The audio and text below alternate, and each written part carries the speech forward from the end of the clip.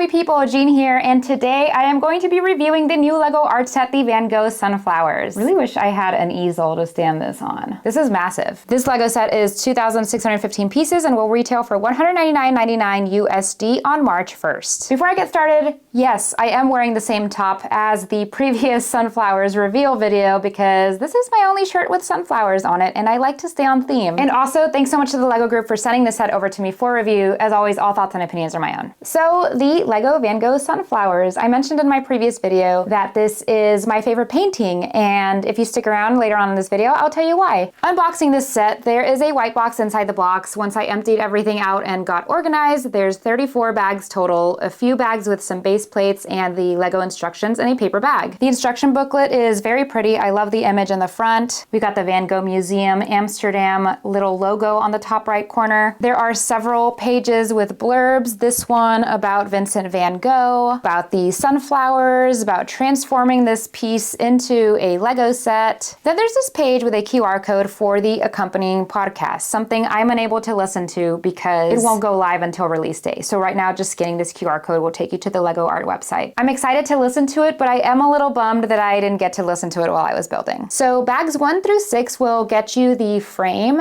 Bag 7 is where you start the sort of skeleton of the painting itself, if you will. And in bag 8, we see our first bit of yellow. The build experience was pretty fun too, similar to the Mona Lisa, where I really felt like that was an art piece that I was painting as I was building. So you build up the layers here where you started with the background, started with the vase, the backgrounds and the stems in the back, and then you started adding, the more flat flowers before you placed the final ones on top. I think what surprised me the most about building this, I initially thought I can't wait to build out these fuller sunflowers. The petals looked so cool with the sloped part with the grill on it, and especially if you saw the promo video and got the up close look, it was just stunning. But actually, I loved constructing the wilted or sort of dying flowers more. Don't get me wrong, I still loved putting all of these pieces together, but there was just something so tragically beautiful about these sort of more wilted flowers and how it was able to be captured so well with a LEGO piece. Something cool that sort of broke down the repetition of having to build these petals, that some of them had this tan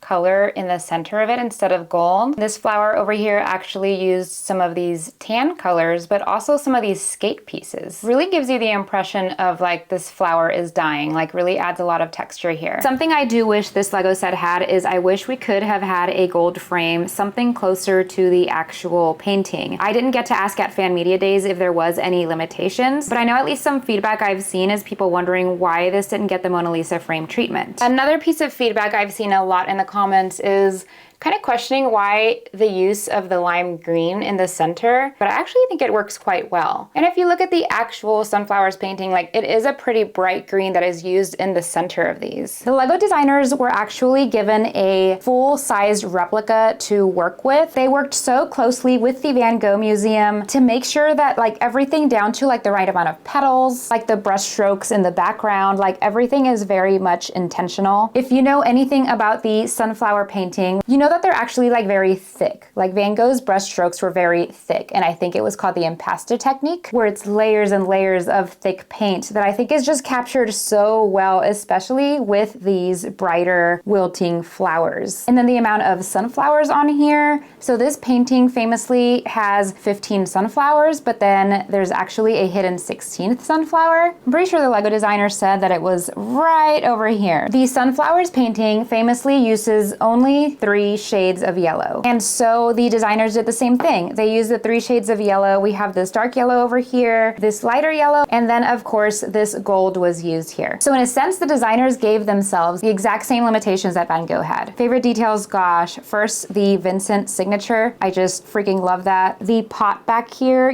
there's an outline in the bottom of this dark tan color. That's intentional. The creation of the blue line underneath, I just think that looks so pretty. God, I'm just in love with how how this looks. So just to consider that all of this mosaic tiling in the background, like it's all very purposeful and it's supposed to recreate the strokes of the actual painting. And funnily enough, there is a hidden secret that Van Gogh also included in the original Sunflowers painting, where he felt that it was very cropped. So he, on the back side of his real painting, added a chunk of wood to the top, and that's exactly what you actually do to this as well. As far as like having a favorite sunflower, this one right here, that was my first favorite sunflower. Again, I just love the wilted petals and like the direction that they're pointing in. And I was pretty sure that was gonna be the one that won me over, but then I made this last one. I wanna say it kind of looks like it's in the heart of the painting, but it's right here. You are able to remove some of these with relative ease. I love this detail of these sort of diamond-shaped green parts at the bottom. It's the kind of thing that is hard to explain unless you build it. There was something very satisfying about putting these two flowers together and then placing them on the canvas. And of course, there is this Lego part hooked in the back side so that you can hang your frame. Now, as far as my attachment to this painting, well, the real life one, it's kind of like a bit of a dumb story and I feel dumb saying it, but I had this middle school art teacher that a lot of people didn't like. I think they thought she was mean, but she once brought in these like postcards, the types you get in museums of famous artwork. I fell in love with the sunflowers. I think it was the brightly colored yellows. I had wanted to travel from a very young age. Like I watched Lord of the Rings in middle school as they were coming out, and I was like, I want to go to New Zealand. And so when I saw these postcards, I was like, I'm going to see some of these paintings in real life one day. And over the years, I kind of grew a new appreciation for them. I also love the bold ways that he used color and like the thick layering of the colors, of the strokes. I'm going to switch sides because it's getting a little heavy. So then over the years, as I'm learning more about Van Gogh and his life, especially how sad the end of his life was, it's nice to have the sunflowers because to Van Gogh, they represented gratitude and love for friendship and family. You know, I'm gonna discuss mental illness very quick. Mental illness is definitely a much deeper topic than I can get into in this video, but people with mental illness have ups and downs. And to me, the sunflowers kind of represent a time in Van Gogh's life where he had things to be happy and grateful for, especially because one of the things he's also most famously known for, other than his incredible art, is that nobody ever wanted to buy his paintings. It's so sad, especially if you've ever seen that Doctor Who episode. I think it's called Vincent and the Doctor. But you know, it was just like a product of the time. He was an impressionist artist in a time when people didn't want or understand impressionism. Anyway, to wrap up my review, would I recommend this Lego set? 100% yes. I was not even sure that I would be getting this set from the Lego group. This was going to be a day one buy for me, no matter what, because I already have a spot for it. I do also plan on buying this set as a gift. I'm just excited. Everything about this set has been really fun. I took my time with the build. It was gorgeous and stunning coming together. And so I'm curious what you guys think about this Lego set. Let me know in the comments below. If you've made it this far, please hit the thumbs up button. I would greatly appreciate it. If you like what you see, hit the subscribe button. I would love to have you here. Okay, bye!